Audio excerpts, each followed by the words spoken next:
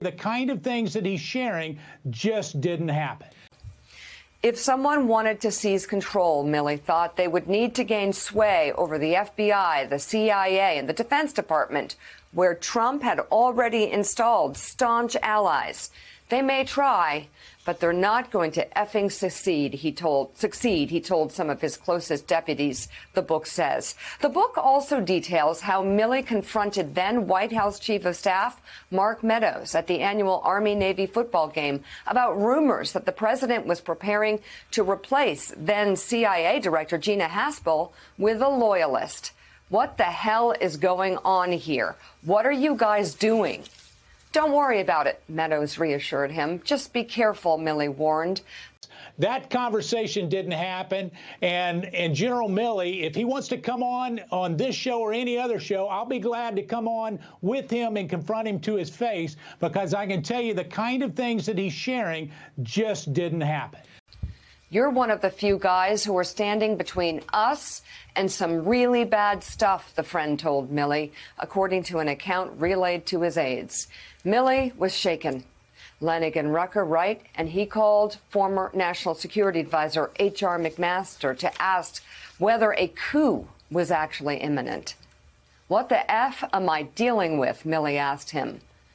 You know, the interesting thing is that we hear a lot of tough rhetoric coming out of General Milley right now. And the truth of the matter is that I had dozens and dozens and dozens of conversations with him when other people were actually in the room and other people were on the phone. And if there was a real concern about what he's talking about with the coup and all of that, he didn't once mention that. I can tell you, he didn't mention it to the National Security Advisor. He didn't mention it on multiple phone calls when I was on with he and Secretary Pompeo. So, you know, all of a sudden this recollection that he's having now may make for good book sales, but it doesn't make for the truth.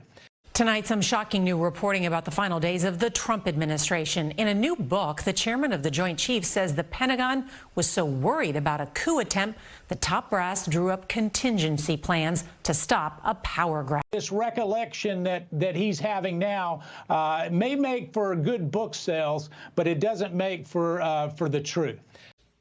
Explosive new reporting tonight describing the country's most senior military officer comparing former President Trump's lies about election fraud to Nazi-era Germany.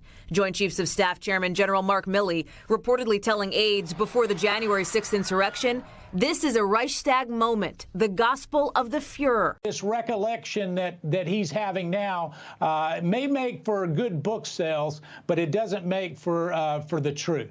According to the book, as Milley watched Donald Trump speak on January 6th, he saw echoes of Adolf Hitler. This recollection that he's having now may make for good book sales, but it doesn't make for the truth. Congresswoman, talk to me about your first reaction when you read credible accounts by superb Pulitzer Prize-winning reporters about what General Milley was concerned about, which was a coup, and which was the president of the United States refusing to leave office. Yeah, it did not surprise me at all. This recollection that he's having now may make for good book sales, but it doesn't make for the truth.